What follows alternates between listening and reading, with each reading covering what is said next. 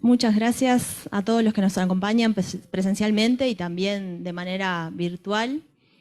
En esta ocasión, en esta mesa, vamos a presentar un libro que se llama Futuro Imperfecto, ¿hacia dónde va el periodismo?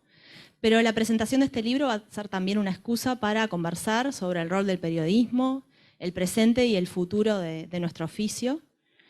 Y este libro, como ustedes saben, si lo tuvieron ocasión de mirarlo, está compuesto por 15 artículos de jefes de medios de comunicación de América Latina y de España, y se elaboró en el marco de la beca Cosecha Anfibia, que fue un proceso de reflexión y de formación en el que participaron colegas de América Latina y de España.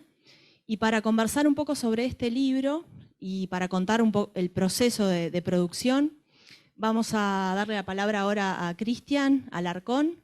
Cristian Alarcón es un periodista de larga y destacada trayectoria, fue fundador de la revista Anfibia y del sitio Cosecha Roja, y es profesor titular de la Facultad de Periodismo y Comunicación Social de la Universidad Nacional de La Plata, y es además director de la Maestría en Periodismo Narrativo de Anfibia y de la Universidad de San Martín. Así que, Cristian, la primera pregunta que quería hacerte es ¿cómo se gestó este libro y cuál es la pertinencia en el contexto actual de sacar esta publicación? Bueno, muchas gracias por la invitación, por permitirme estar acá, por sumarme a esta tribu de periodistas de investigación a la que he pertenecido muchísimos años, hasta que despegué hacia la zona de la narrativa y celebro la existencia de Cubacrón. Estoy aquí como jurado del concurso de crónicas de Cuba que organiza IPI junto a Julio Villanueva Chan y Daniel Arrea, y somos como tres hermanitos nuevos de Colpín que hace ya, bueno, 3 años que existe este premio, de modo que hay una zona allí liminal entre el periodismo de investigación más clásico, el que la mayoría de ustedes con mucho compromiso desarrollan y que es fundamental, sobre todo en este contexto de debilitamiento de nuestras democracias. Estamos nosotros en esa frontera que cada vez está más cerca del periodismo de investigación clásico, que es la de la narrativa. Futuro Anfibio es una apuesta pandémica. Estábamos en plena pandemia en los primeros meses del 2020. Nosotros desde Cronos, que es nuestra organización, la que lleva adelante Anfibia y Cosecha Roja, llevábamos 5 años formando periodistas adentro de las redacciones de los medios más mainstream de América Latina, tratando de hackear el sistema y de sembrar la semilla del feminismo periodístico en las redacciones. Y íbamos hacia la 6ª edición de la beca cuando nos dimos cuenta de que todo cambiaba, de que la velocidad que tomaban los acontecimientos era digna de tenerlo todo y volver a pensar. Y decidimos apostar por primera vez ya no a los redactores, que en las trincheras de los medios, esos redactores que nosotros convocábamos para la beca Cosecha, quizás los más postergados de las redacciones, los que cubrían los crímenes, los peor pagos, los que no recibían becas ni premios, los que no tenían privilegios. Dijimos, bueno, vamos a trabajar ahora con los decidores, con los que están haciendo los medios, y convocamos a una nueva beca, que es el germen de este libro, que fue una beca para directores y directoras de medios de América Latina. Se presentaron 300 postulantes a esa beca, hubo un jurado maravilloso, entre otros Mónica González, la antropóloga Rosana Reguillo y Mario Greco, que es el director ejecutivo de Anfibia, y elegimos a 16. 15 de ellos, a lo largo de 4 meses de trabajo, culminaron sus ensayos sobre el futuro del periodismo, y esto es lo que estamos presentando hoy, un proceso que llevó más o menos 2 años, en el que participaron, yo creo que son 10 países, no, 11 países con España, y en donde lo que hicimos fue trabajar bajo 3 ejes que están aquí brevemente explicados: las experiencias, es decir, lo que está pasando dentro de las redacciones y las conclusiones a las que podemos llegar en diálogo con los problemas filosóficos contemporáneos, que son los que atraviesan nuestro oficio, que están ahí atrás permanentemente y con los que lidiamos cada vez más, ¿no? Las cuestiones fundamentales de la crisis climática, la extinción, los feminismos, el desafío al que nos impone la tecnología y la comunicación.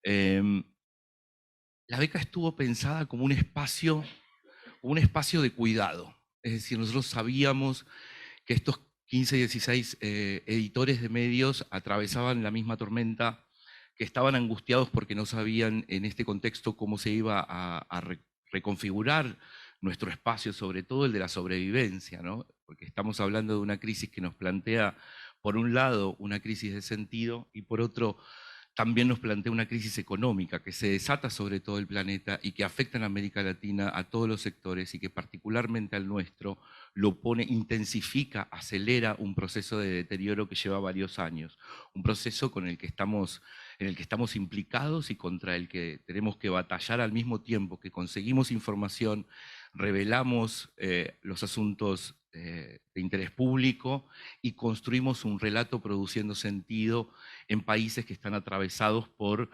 situaciones de mayor beligerancia, de mayor conflicto social, en algunos casos de estallidos sociales que están llevando a transformaciones en las democracias que todavía no sabemos exactamente dónde van a terminar.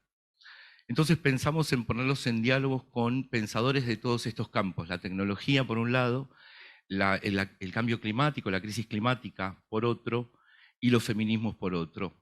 Y creamos como dos instancias, una instancia de conferencias, que los directores tenían acceso a través de un campus virtual todas las semanas, luego un espacio de preguntas y respuestas, una vez por semana se encontraban con ese pensador o filósofo que estaba en cualquier parte del planeta, desde Vandana Shiva en el Himalaya hasta Esreco Horvat en Croacia, pasando por Sayak Valencia en México. Semana a semana los temas iban cayendo en este grupo de conversación. Yo lo imaginé como los viejos salones de la década del 20, como los salones literarios de la París de los 20, en donde la discusión y el diálogo eran lo importante, ¿no? Creando un espacio de diálogo entre periodistas que apelaran a las teorías desde las lecturas y la escucha y el diálogo con estos invitados e invitadas, y por otro lado produciendo ideas propias, alimentando el cotidiano de la dirección de sus medios, llegando a una zona que nunca vemos, que es la de la toma de decisiones. Cómo construimos las agendas en América Latina y cómo hacemos para alimentarnos en la búsqueda de puntos de vista, no solamente novedosos, sino también que tengan un afán, un deseo de transformación, tomando el periodismo como aquello que ha sido el periodismo en América Latina desde el siglo XIX, desde los primeros grandes diarios, cuando nuestros grandes cronistas, desde Martí Darío en adelante, bordearon de algún modo el contorno de nuestras nacientes naciones. Y para relajarnos un poco teníamos un espacio al que llamamos SPA, Sensaciones Periodísticas Anfibia, los miércoles. Yo digo siempre que los recibía con bata en el sauna, pero no, era un Zoom muy amable en el que la señora Daniela Herrera estaba cada miércoles, y Elisa Lieber de AFP, que nos acompaña, una de las autoras de uno de los ensayos. Y entonces en ese spa pasaba todo, ¿no? Había un permitido que lo que producía era una sensación de estar realmente en un salón, ¿no? Contándole al otro como lo que nos pasa en los pasillos de este congreso, en los encuentros periodísticos, contándole al otro ese problema que no sé cómo resolver, el dilema ético que me impone la restricción económica de mi medio, cómo hago para conseguir nuevos recursos, y al mismo tiempo aterrizando esa teoría que muchas veces era muy compleja. O sea, nosotros pasamos por las universidades, muchos de nosotros, por carreras periodísticas que en gran parte de los casos adolecen de una relación con el pensamiento crítico, porque son cada vez más instrumentales, ¿no? Entonces tenemos muchas herramientas, hay una profusión enorme de talleres y cursos y un esfuerzo grande de las organizaciones que proveen de esto a los periodistas, pero lo cierto es que en general se trata de formatos, de modos, ¿sí? En los mejores casos de financiar buenas investigaciones. Pero en algún sentido sí, yo creo que el modelo de formación en América Latina corta con la relación con el pensamiento, ¿no? Y cómo la actualidad no es solamente la noticia, la información y los formatos, es decir, plasmar la concreción de atraer las audiencias, sino también el autocuestionarme, el salir de la zona de comodidad en la que creo que tengo todo más o menos claro. Así que ese espacio, el SPA, fue el espacio en el que nace el libro. Cada uno de ellos comienza a desarrollar un ensayo, los editores de Anfibia los acompañan en ese proceso, y al cabo del proceso cerramos los 15 ensayos, solo uno no pudo estar, que lo lamento porque era Cuba, y creo que Cuba es un laboratorio en muchos sentidos, y que lo que está pasando con los medios cubanos es digno de ser observado. pero llegamos a este puerto que celebro y que agradezco, sobre todo a la editorial que lo publica, que es la editorial de la Universidad de San Martín, una editorial universitaria que abre una colección con este libro que se llama Futuro Anfibio. El segundo, vamos por el antropoceno, nos vamos a meter con los conceptos que consideramos que hay que poner en discusión entre los periodistas y las periodistas de América Latina. Así que quiero agradecer sobre todo a la editorial, a los autores y las autoras, ¿no? Y a los amigos que como Mónica estuvieron allí durante todo este proceso acompañándonos y nos dijeron que no estábamos locos y que estaba bueno hacerlo.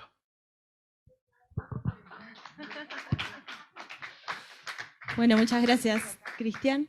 Vamos a seguir después hablando sobre la cuestión de los sentidos, el pensamiento crítico, el periodismo, pero voy a darle la palabra ahora a Daniela Rea, periodista también de trayectoria muy destacada, también escritora, ha escrito varios libros, uno de ellos La Tropa, cómo mata un soldado. Y Daniela escribió uno de los artículos de este libro, un artículo muy interesante que hace hincapié en el valor disruptivo del silencio y de la duda en momentos históricos en el que predomina lo contrario, ¿no? El griterío, la polarización, el alinearse necesariamente sobre todos los temas. Entonces quería, Daniela, que si pudieras profundizar en esa idea del valor del silencio, el silencio como escucha también a los otros, a los otros, y bueno, que nos cuentes un poco cuál fue la idea de ese capítulo y cómo ves vos el valor del silencio en el ejercicio del periodismo.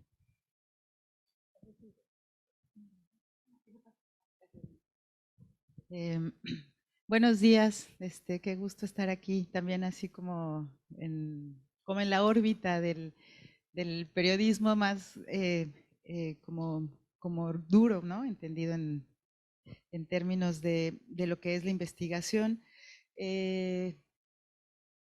Estaba pensando, bueno, a ver, estoy como muy contenta de estar aquí. También quiero mandar un saludo muy fuerte a Marcela Turati, que vengo como un holograma también de ella, y muchos abrazos por todo lo que está pasando. Y bueno, el encontrarnos en el espacio de la beca Anfibia en medio de una pandemia fue como, a pesar de que estábamos haciéndolo en una pantalla, fue liberador, porque creo que fue un espacio en el que justo pudimos compartir como nuestras dudas y nuestras inquietudes y nuestras contradicciones, y con hijos corriendo alrededor o con problemas técnicos, ¿no? Entonces fue una cosa muy cercana y muy íntima en cuanto al encuentro que se gestó ahí, con la posibilidad de reflexionar con personas que leíamos de lejos, pero que no sabíamos, y creo que eso fue algo muy interesante del ejercicio, como por ejemplo las ideas de Vandana Shiva, ¿no? O de Cristina Rivera Garza están más cercanas, pero por ejemplo las de Vandana Shiva podían aterrizarse y atraerse y discutir con nuestros problemas periodísticos, ¿no? Con los dilemas que tenemos en este oficio. Y bueno, ya sobre la pregunta, Natalia, yo empecé a escribir, o sea, creo que justo la pandemia me llega como un espacio en el que me puedo detener a pensar dos cosas que se cuentan en el ensayo y que para mí eran muy como complejas. Una era que me sentí después del libro de La Tropa, me sentí como sin furia, ¿no? Como si hubiera envejecido, como si mi ánimo de pelear por la justicia se hubiera como apagado de una forma. Ok, perdón. La Tropa es un libro que hicimos en el 2015-2019 con Mónica González y Pablo Ferri, y es un libro que intenta responder por qué mata a un soldado. Soy la Mónica González.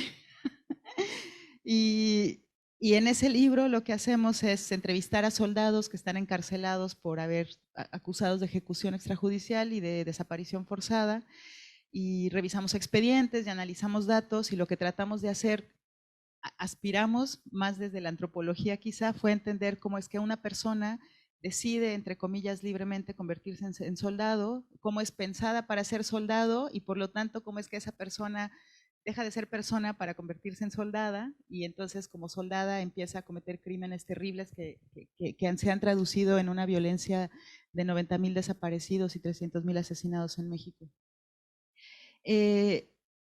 yo llegué a la escritura de ese libro con mucha furia y con un ánimo de hacer justicia de alguna forma por las personas que habían sido víctimas de su violencia. Y cuando llegué y los empecé a escuchar, cuando los empezamos a escuchar y empezamos como a entender que esta decisión de ser soldados no era tan libre y que respondía también a un cúmulo de violencias estructurales que habían vivido en sus historias, y cuando en algún momento nos encontramos riéndonos abajo de un árbol de prisión, hablando sobre el reggae o hablando sobre el gusto de que los hijos sean felices, pues ahí toda mi intención se quiebra y se confronta porque empiezo a sentir cierto entendimiento o cercanía con estas personas que habían hecho cosas terribles, ¿no? Entonces, la furia inicial a la que llego con este libro, con la intención en esta investigación, como que se va apagando o se va convirtiendo en otra cosa, ¿no? Deja de ser como una furia así que quiere golpear y se convierte en una especie de no sé cómo pararme frente a ellos y no sé cómo entender la relación que se está gestando en estas conversaciones en las que se tiene que construir una confianza entre personas que opinan distinto y obviamente mi prejuicio de saber que estábamos ahí porque los queríamos acusar de haber hecho cosas terribles. La tropa termina para mí siendo un proceso muy confrontativo con mi ser persona y en cómo me relaciono con las demás personas, ¿no? Con pensar que, o sea, en lugar de responder a la pregunta ¿por qué mata a un soldado?, llegamos en la investigación a una pregunta que para mí es más compleja y que significa que cuando alguien mata, ¿qué se ha muerto antes?, ¿no? Que le han matado antes a esa persona para que llegue a matar. Y terminé el libro muy agotada y también como con muy pocas certezas, y el libro se publica en el contexto en México en el que estamos o a favor de la militarización o en contra de la militarización. Entonces era muy desgastante ir a las presentaciones del libro y que la única pregunta, o casi la última pregunta que siempre se hacía era, bueno, pero entonces ¿qué? ¿No? O sea, sí, muy bien toda su choro, pero entonces ¿qué? ¿Militarización sí o militarización no? Y eso es complejo de responder, pues, ¿no? Hay zonas en la Ciudad de México en donde, al menos en estos momentos concretos de la vida cotidiana, si no hay un convoy militar, hay gente que no puede hacer cosas, ¿no? Y eso para mí era como muy, como que sentí que no estábamos siendo capaces de transmitir que las cosas no son obviamente en blanco y negro y que necesitábamos abrir espacios muy amplios para escuchar, ¿no? Y algo de ahí, y con esto lo vinculo a la otra que iba a decir, es que una de las últimas preguntas a las que llegamos con el libro es, ok, estos chicos han matado, han torturado, han desaparecido, y entonces hay algunos que tienen un intento de reflexionar sobre lo que hicieron y qué podemos hacer con ellos, ¿no? O sea, como sociedad, ¿qué les estamos ofreciendo a estas personas? Pensando que el fin último y el objetivo de esta investigación, de alguna forma, es cómo poder acabar con la violencia y dar un poco de justicia, ¿no? Digamos que era una pregunta faro, horizonte ahí. Y no pensamos que esta pregunta fuera a llegar, o sea, no pensamos que en un libro que intentaba acusar y señalar a los soldados que matan, llegáramos a la pregunta de, ¿y entonces qué les vamos a ofrecer nosotros a ellos para que estos crímenes dejen de suceder, ¿no? Y el fin del libro, la publicación del libro me agarra como con un ánimo, eso más, me siento yo con menos furia, ¿saben? Como con menos beligerancia y con menos puño levantado y con menos ganas de salir y gritar no a la militarización y con más ganas de quedarme en casa y seguir pensando. Y entonces llega el Me Too, que llega como con mucha fuerza y con mucha furia también y con muchas acusaciones a amigos, a compañeros, y con muchas denuncias que son pedagógicas y que al leerlas me hacen pensar en mis propias violencias de género que yo no había asumido como tal y que me confrontan también con mi propia historia de violencia. Y llega también con esto la demanda de alguna forma de pedirnos una postura, ¿no? De posicionarnos como mujeres periodistas ante las denuncias de género contra compañeros periodistas, algunos queridos, cercanos. Y eso para mí fue muy difícil porque porque yo no tenía una postura, ¿no? Porque yo todavía no sabía qué sentir, no sabía qué pensar, no sabía cómo acomodar. Me reconocía la posibilidad pedagógica de la denuncia anónima para que otras mujeres nos escucháramos y nos reconociéramos en esas violencias y las pudiéramos nombrar, pero también me preocupaba la ruptura total con la posibilidad de un malentendido o de una conversación para saber qué estaba pasando en la ejecución de esas violencias. Y encima de todo eso, sentía la demanda de posicionarme, ¿no? De posicionarme públicamente y decir, cortamos, ¿no? Con los perpetradores, los violentadores. Y creo que eso me hizo recular y pensar en la necesidad de poder decir un no sé de manera pública y de manera abierta, y ya no solo un no sé en mis conversaciones cercanas.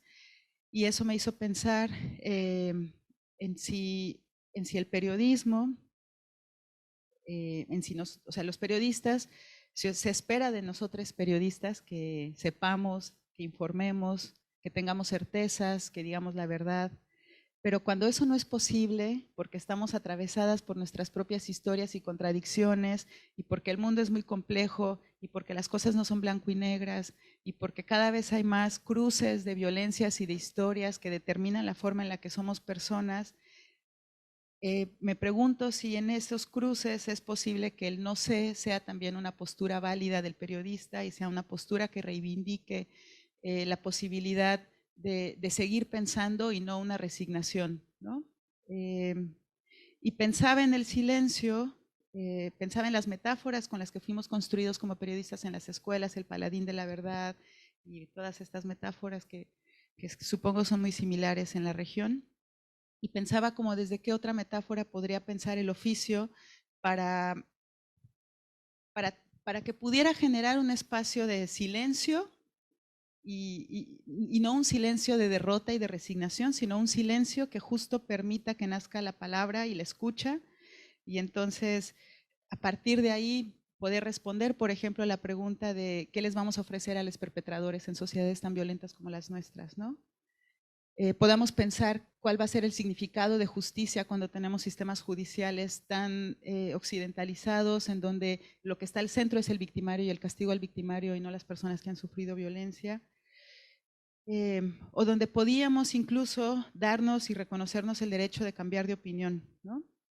Y pues esto es un poco lo que trato de articular en el ensayo, y me gustaría mucho, siempre he pensado mi oficio, sé que el periodismo se entiende desde muchas formas, ¿no? Se entiende desde la denuncia, se entiende desde la revelación de actos de corrupción, se entiende, y yo en lo personal entiendo mi oficio, mi hacer periodístico, lo entiendo como un intento constante de que existan espacios de silencio para que entonces pueda surgir la palabra y entonces pueda surgir la escucha. Y pues es esto. Muchas gracias.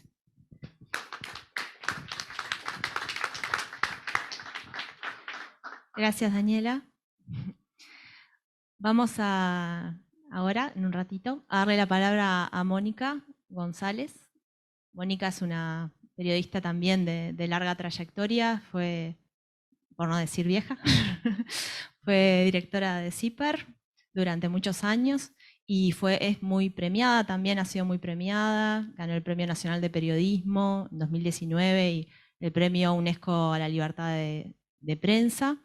Y a Mónica, que estuvo al tanto de este proceso, estuvo muy involucrada en este proceso, quería consultarle a la luz de las transformaciones en nuestro oficio, en el nuevo escenario digital, los cambios en los modelos de consumo, en los modelos de financiamiento, y teniendo en cuenta todos los aportes que hay en ese libro, ¿qué riesgos y qué oportunidades consideras que existen para el ejercicio del periodismo en este contexto? Bueno, muchas gracias. Para mí, realmente, a veces uno dice honor así fácilmente, pero esta vez lo digo con mucha profundidad, porque creo que nosotros debiéramos propagar y difundir este libro por todos lados. Aquí no hay certezas, aquí hay preguntas, aquí hay reflexión. No son de esos manuales que se acostumbran a vender. No, este es un libro para devorarlo y para reflexionar, masticarlo y volver a masticar, porque estamos en un túnel. Estamos en el medio de un túnel donde no tenemos idea cuándo vamos a salir, pero lo más importante, cómo vamos a salir. Y no solo por la pandemia.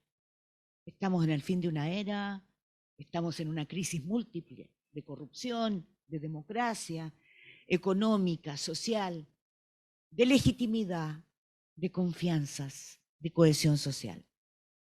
Finalmente, no tenemos idea hacia dónde vamos, pero sí sabemos algo, que el periodismo se yergue como un muro, el único que se sostiene solamente porque nosotros estamos de la mano. Y porque hay que apuntarle a la calidad. Y aquí yo encontré cosas, me lo empecé a devorar y no lo pude soltar porque yo primero quiero decir que aquí hay cosas no solo cristianas, ¿no? A mí me da pudor hablar de Cristian porque lo conozco tanto tiempo, pero escucharlo hablar aquí y acordarme de cómo empezó como un imberbe jovencito chileno-argentino en la página 12. ¡Uf! ¿Cómo has crecido, Cristian? Te felicito, qué orgullo. Has crecido tanto, tanto y te has convertido en un líder para hacer este tipo de cosas que son las de esta era, colectivas. No hay aquí el super Cristian Alarcón ni la super Daniela, que la conocí el año 2007 en Periodistas de a Pie, cuando ellos hicieron su primer taller. Así que aprovecho de mandarle un gran abrazo de todos nosotros a Marcela Turati, que estaba allí también jovencitas, empezando a saber hacer qué iban a hacer, cómo iban a cambiar Periodistas de a Pie. Y a mandarle un abrazo a nuestros compañeros del Salvador, del Faro, de Factum, del Gato Encerrado, que son nuestros grandes héroes, como lo es el periodismo de resistencia de Nicaragua con Carlos Fernando Chamorro. Entonces quiero decirles que a mí me encanta porque es colectivo. Y miren quién está: Daniela Rea, que es la editora de Pie de Página de México; Juan Camilo Maldonado, director del Mutante de Colombia; Alejandra Gutiérrez, de Agencia Ocote Guatemala; Catalina May Trejo, directora de Las Raras del Podcast de Chile; está Alejandro Gómez, director de 070 Colombia, que es un medio que se lo recomiendo; Elisa Lieber, jefe de contenidos de Factory del grupo AFP de Uruguay; Silvina Egui, directora estratégica de estrategias del diario AR de Argentina, a quien conozco desde hace más de 30 años, cuando trabajaba en Clarín y yo era corresponsal. Está Laureano Pérez Izquierdo, director de Infobae América. Está Benhur Domenech, editor de, que eso no lo conocía, Veneta Brasil, y que tiene unas reflexiones impresionantes. Está Sergio Rodríguez Blanco, editor de Perro Crónico de México. Está Ander Iñaki Olidén, que es director adjunto del diario.es de España.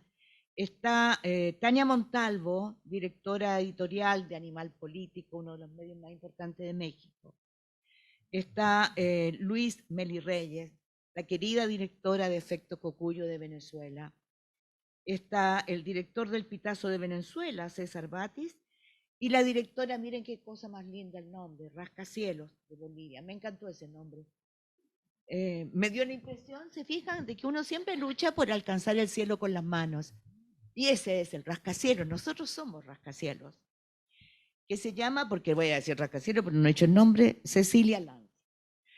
Entonces lo que me dio este libro son reflexiones para masticar. Quiero decirte algo, Alejandra, yo te quiero mucho, pero tengo que contradecirte. No todos los que envejecemos, se nos acaba la furia. Esta es la primera cosa que tengo que aclararte. ¿Perdón? No a todos los que envejecemos se nos acaba la furia. ¿No estás de acuerdo, Gerardo? ¿O te has convertido en un blandengue? Por el contrario, a muchos se nos acrecienta, pero aprendemos a ser más zorros, a ser más eficaces para dirigirla sobre nuestro blanco, los asesinos. Y aquí en este libro vamos a encontrar respuestas para eso, para saber, en medio de la oscuridad, ¿Dónde están nuestros blancos? Porque blancos hay. Segundo, hay que saber que no hay solamente un tipo de asesinos. Hay un asesino que es la corrupción, el corrupto.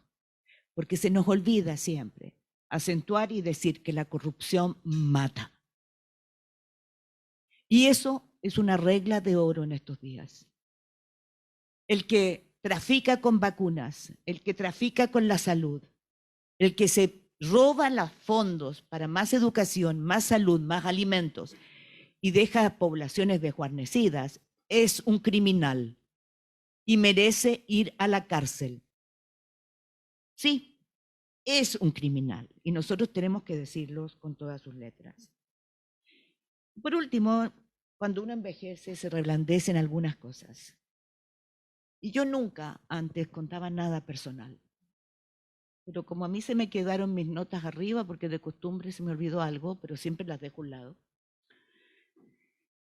Voy a decir que yo en 1984, en plena dictadura de Pinochet, aprendí algo que no se me ha olvidado nunca y que marcó mi tarea periodística.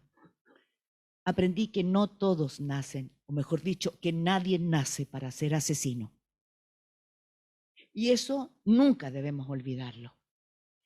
Hay una máquina de guerra en cada país que los corruptos, a veces los que nunca se ensucian las manos, echan a andar para defender sus intereses y convierten a hijos de buenos campesinos, a jóvenes buenos, a jóvenes que tienen hambre, que quieren ser felices, que quieren procrear, hacer el amor y tener hijos, en torturadores, en violadores. Lo supe porque uno de ellos me buscó, me marcó la vida y me dijo: yo soy Andrés Valenzuela, soy miembro del Comando Conjunto, aquí está mi tifa y quiero hablarle de detenidos desaparecidos. Y yo lo único que atiné fue a revisarlo si tenía un arma y lo escuché durante 3 días. Contarme cómo había asesinado a muchos de mis amigos. Aquellos que solo sabíamos que iba en una micro, en un bus, con su mujer, con sus 2 hijos, y que en un momento dado alguien dijo: me robó la cartera una señora, y un tipo dijo: este fue, que no era él, lo bajaron. Nunca más supimos de él. Y él me contaba lo que había al otro lado oscuro de la luna. Cómo lo habían torturado a muerte, cómo lo despedazaron en el río. Y era mi amigo. Nunca hemos encontrado su cuerpo. Me contó eso con 22 personas, de las que nunca habíamos sabido cómo los asesinaron, pero cómo los torturaron a muerte. Cómo muchos de ellos reivindicaron a sus padres la lealtad. Incluso les dijeron gracias por darme un trago de agua. Aprendí que a veces se sofistican las técnicas de matar, como dar electricidad una y otra vez y después colgarlos de la ducha para que el tipo desesperado busque el agua y se electrocute, y después hay que partirlo en pedazos, su cadáver. La verdad es que esos 3 días no los olvidaré jamás. Porque yo tenía ganas de apretarle el pescuezo, ¿no? Pero en el momento me di cuenta que era una pieza viviente de la justicia, que algún día él iba a declarar en los juzgados para decir que nosotros, los periodistas, los defensores de derechos humanos, nunca habíamos mentido. Porque algún día la justicia se iba a imponer por sobre la muerte e iba a imponer el Estado de Derecho. Yo recurrí a 2 personas, a 2 personas que me iban a ayudar, porque era una pieza que tenía que ser verdad de A a Z.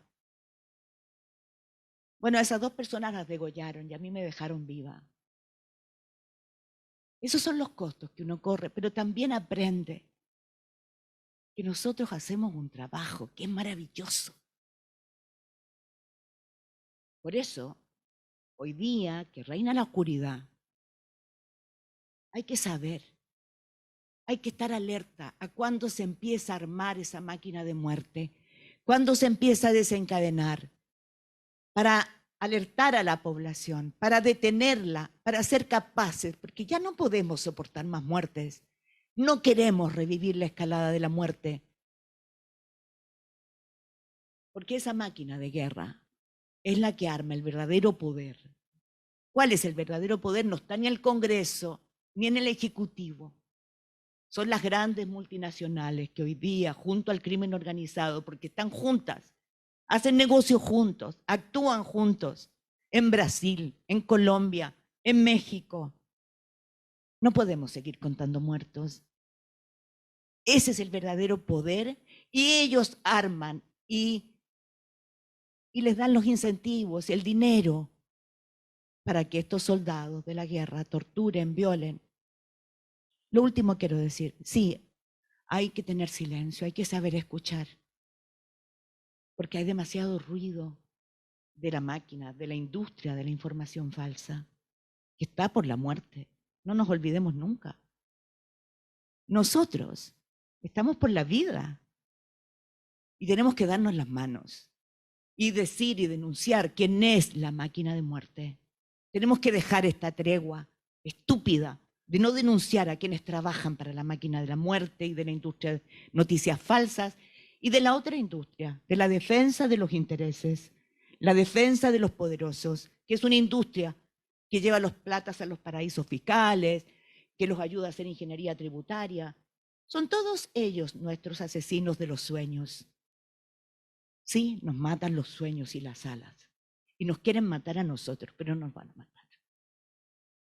Yo reivindico aquí, en este libro, en ustedes, en los que están en Colpino hoy día, el derecho a que el periodismo se yerga como un bastión para detener la máquina de muerte. Muchas gracias.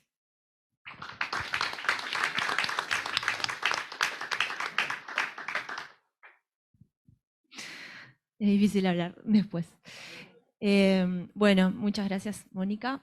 Yo tenía una cosa planificada para preguntarle a Cristian, pero quizás trato de conectarlo con esto que decía Mónica de que defendemos la vida, ¿no? Y yo, Cristian, te quería preguntar, porque mencionaste en un momento de tu exposición anterior la cuestión de la formación, ¿no? Y decías que hay un encare muy instrumental y que falta pensamiento crítico.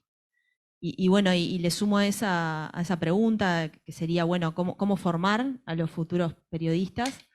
Esto que traía Mónica de, bueno, cómo formarlos también para defender la vida. A medida que escuchaba a Mónica pensaba en dos cosas fundamentales quizás que tengan que ver con este problema de la formación, ¿no? Y una de ellas es en la cuestión del tiempo, cómo aquí convivimos en esta mesa, yo diría que por lo menos 3 generaciones, como algunos hemos tenido la fortuna de cruzarnos con maestras y maestros que nos supieron guiar y que nos supieron transmitir con una generosidad que yo no conocía en los ámbitos formales del entrenamiento periodístico. La Fundación García Márquez o la Fundación Gabo, ¿no?, ha tenido como un lugar para muchos y muchas de nosotros tremendamente crucial en ese momento en el que decidimos hacer de nuestro oficio algo más, es decir, en la construcción de una palabra que tiene muy mala prensa, que es la de una ambición de trascendencia por hacer el periodismo de la mejor calidad posible en América Latina bajo cualquier circunstancia.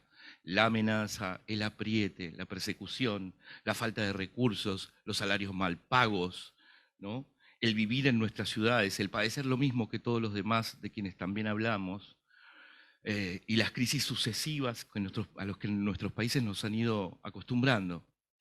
En ese, yo diría, pasaje o traspase generacional de conocimientos, Mónica tiene un rol central, porque desde que su figura emerge en América Latina como una referencia de aquello que se hizo en dictadura, tenemos una certeza dentro de las incertezas, y es que se pudo, ¿no? Y si se pudo, se puede y se podrá. Y en otro sentido, son muy distintas. María Teresa Ronderos ha jugado un rol que a veces yo creo que es un poco menos visible, pero su presencia, micropresencia, quizás muchas veces silenciosa, ¿no?, ha sido iluminación para muchos de nosotros. Este libro no existiría si María Teresa no hubiera confiado en nosotros, en Cosecha Roja, en Cronos, si no me hubiera dicho un día, no te vamos a poder ayudar si no creas una organización. Yo no tenía ni una organización. O sea, recibía plata en la organización de unos amigos para poder empezar la beca Cosecha Roja. María Teresa no es una periodista reconocida a sí misma como feminista, pero es la más feminista de todas, porque en sus discusiones con el campo teórico del feminismo, desde su posición de la mujer, de estas mujeres que se han abierto camino en un mundo de machos, ¿no? En esas redacciones donde ser mujer significaba ser primero, obviamente posible víctima de acoso, pero de ahí en más tener que mostrar permanentemente las garras y construir, digamos, un poder superior que les permitiera abrirse camino, su empatía con todos los temas de las últimas generaciones de periodistas, que son los temas con los que debatimos en este libro, ¿no? Ha sido siempre absoluta. O sea, no ha habido nada que explicarle a María Teresa sobre por qué había que hacer la beca Cosecha Roja para enseñar cómo cubrir los femicidios, los crímenes de odio contra gays, lesbianas y travestis y los crímenes contra los jóvenes de los barrios populares de América Latina. Eso fue durante años, ¿no? Este libro se desarrolla después de ese proceso. Si yo mismo no lo hubiera transitado, Anfibia y Cosecha Roja no tendrían los contenidos que tienen. Y lo mismo me pasa con la obra de varios de ustedes, o sea, lo que hace Marcelo en Brasil, lo de Ricardo, lo de Carlos Fernando. Creo que estamos en una situación de privilegio en América Latina, los periodistas que ansiamos una formación que se escapa de las estructuras universitarias, porque durante los últimos 20 años se ha construido un camino hecho de una sedimentación de conocimientos acumulados por nuestros mayores, ¿no? Y el respeto que les tenemos y el afecto que les tenemos es ya algo muy vital, en donde además, bueno, gracias Mónica, porque sí, era un niñito imberbe a los 25, creo, o por ahí hasta los 30 y tantos. Pero lo cierto es que son además feroces, o sea, no nos perdonan, ¿no? O sea, hemos tenido maestros y maestras, no solamente ellos, o sea, toda la fundación de todos mis maestros, desde el propio Kapuczynski hasta Caparrós con su altanería profunda y porteña, nos han sabido transmitir algo que es imposible transmitir si no es cara a cara, en este tipo de encuentros, en los talleres, en los espacios de discusión, de diálogo y en los bares, y es la pasión por lo que hacemos. El libro describe, porque lo hacen los directores que están haciendo los medios, un problema fundamental, y es que hoy muchos de los que hacemos periodismo hacemos medios, es decir, ya, y también en eso, digamos, María Teresa creando Verdad Abierta, Mónica, los, no sé, 7 medios que creo, también la hicieron primero. Entonces tenemos dos problemas, que es que no es ya posible solo hacer periodismo, como cuando yo entré en Página 2 y me pasé 10 años investigando los escuadrones. A mí me pagaban un salario a fin de mes y yo me dedicaba a investigar los escuadrones de la muerte y a encerrar malos y a hacerle daño a los malos. Y por eso me pagaban un salario. Eso no existe más. O sea, existe para muy pocos y cada vez menos. O sea, el mercado laboral está en una retracción tal que el modelo no solo es un cambio de modelo de negocios, la pregunta que nos tenemos que hacer es cómo va a impactar en el ejercicio de nuestro oficio, cómo ya impacta, ¿no? Por eso las salidas colectivas, la transnacionalidad que plantea CLIP y lo que nos enseña esa experiencia, pero también la posibilidad de las alianzas que a veces son por un rato, a veces son por 2 meses, a veces son en un artículo, a veces son en un pequeño proyecto, nos empiezan a resultar fundamentales para sobrevivir, porque estamos hablando de un punto de sobrevivencia, donde sí, nos queda la pasión, pero vos usaste una palabra que fue como pícaro o pillo. Quizás el libro lo que plantea son distintos niveles de lectura para abandonar los lugares de la inocencia que solo, digamos, que solo podría creer que con pasión se hacen las cosas. Se hacen con pasión, pero se hacen con estrategia, se hacen con inteligencia, se hacen con cálculos, con números y con Excel, ¿no? O sea, lamentablemente, para muchos de los que lo tenemos que hacer y no nos gusta, es así. Y yo lo tuve que entender, me lo enseñó María Teresa. A mí, a mi equipo, una tarde entera nos encerró, nos dio 3 cachetadas y dijo, a ver, se aterriza el muchacho. Basta, o sea, todo bien, son muy creativos, pero acá esto tiene que cerrar por algún lado. Y ya no es un problema que demerita nuestro trabajo, ¿no? Yo creo que ahí hay un punto de inflexión en el que no nos podemos concebir solo como periodistas. O sea, que ser periodista hoy es ser un actor cultural y político complejo, un gestor que así como se alimenta del arte, se alimenta de las finanzas y de los algoritmos, que comprende la lógica de la tecnología, que se embarca en la lectura tecnológica, sin perder nunca de vista que estamos en una guerra que es una guerra contra las corporaciones y que empieza en las redes sociales, en el lugar donde competimos, en los celulares, por la atención de nuestras audiencias, que obviamente se divierten mucho más viendo TikTok y siguiendo a sus amigos en sus andanzas inventadas, en sus historias personales, que son hoy ese periodismo que no es periodismo, que es una narrativa que lo ocupa todo. Cómo competimos con las narrativas individuales, con las narrativas de marketing personal que todos los seres humanos que tienen un celular desarrollan en sus cotidianos, ¿no? ¿Cómo hacemos para que el mundo que está allá afuera, que es lo que a nosotros nos arrastró al oficio, ¿no? El mundo le importa el resto? ¿Cómo hacemos para no ser los más preocupados por el mundo, por un lado, los académicos por otro, supuestamente los políticos por otro, mientras los empresarios siguen facturando y se crean climas que posibilitan lo que estamos viendo, ¿no? O sea, corrimientos de los más jóvenes a zonas de la ultraderecha que ponen en riesgo las democracias de América Latina y que nos siembran una alerta de cómo vamos a hablarle a esos que vienen atrás, ¿no? A los que recién están entrando en la lectura y el conocimiento del mundo, queriendo no saber nada, además, ¿no? Satisfechos con el consumo de lo personal y lo íntimo como única salida a la angustia contemporánea de no tener futuro. Gracias. Quería preguntarle a Daniela, un poco conectando esto que decía Cristian, de la cuestión de la necesidad también de conectar con las audiencias, con nuestros lectores y nuestras lectoras. Hay un desafío ahí con la cuestión del financiamiento, ¿no? Que estamos en la región, tenemos distintos modelos de financiamiento de los medios, algunos están más centrados en los proyectos, otros apuestan más a la construcción de comunidades, a que sus audiencias y lectores los financien, y para no depender justamente de las grandes corporaciones y de la publicidad. Entonces, preguntarte, Daniela, bueno, ¿cómo considerás que los medios deberían conectar con sus audiencias, con sus lectores y lectoras? También teniendo en cuenta que estamos en un momento donde es paradójico, porque al mismo tiempo que el periodismo es más necesario que nunca, está en un proceso de deslegitimación en algunas esferas, ¿no? Acá en Uruguay, por ejemplo, tenemos recientemente el cierre de varias radios que eran radios periodísticas y pasaron a ser radios musicales. Y en ese proceso, bueno, también de deslegitimación del periodismo en algunos ámbitos o en términos masivos quizás, ¿cómo es el desafío de conectar con las audiencias?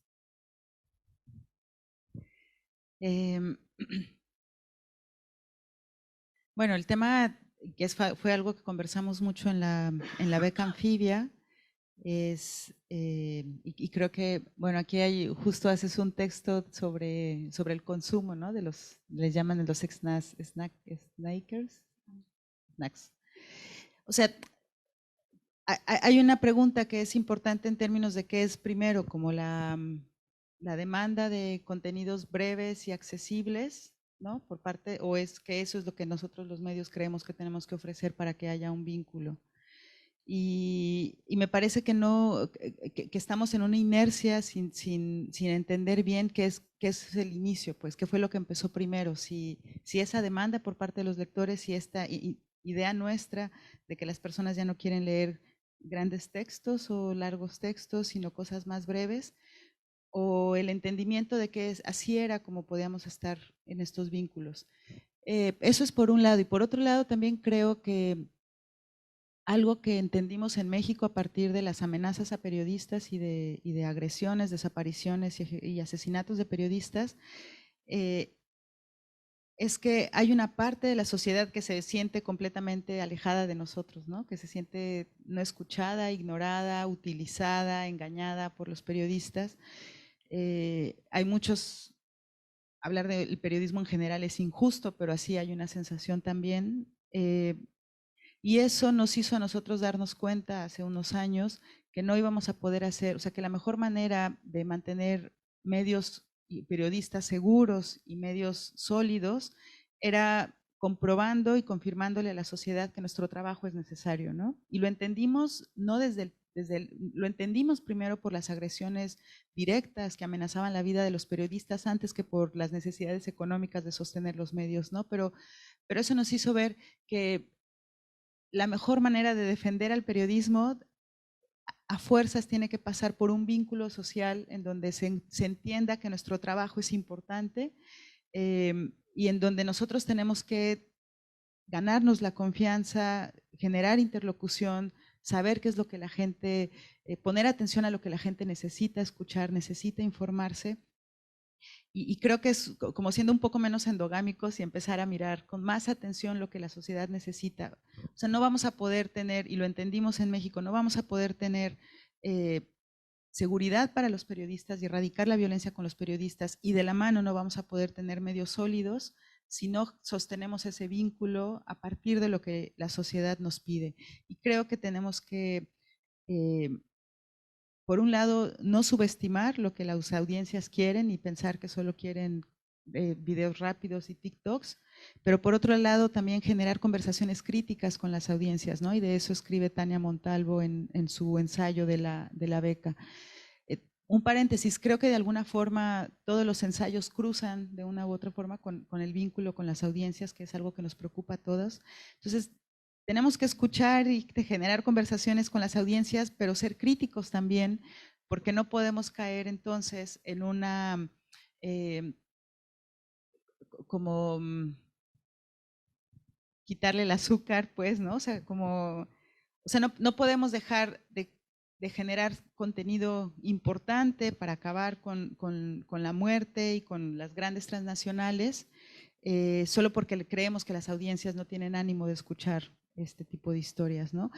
Y también nos enfrentamos a audiencias que están cruzadas por el racismo, el clasismo, la homofobia, el machismo, y también tenemos que ser críticas con esas audiencias, ¿no? Entonces es muy complejo generar unas relaciones de confianza en donde también haya una mirada crítica de ambas partes. Y por otro lado,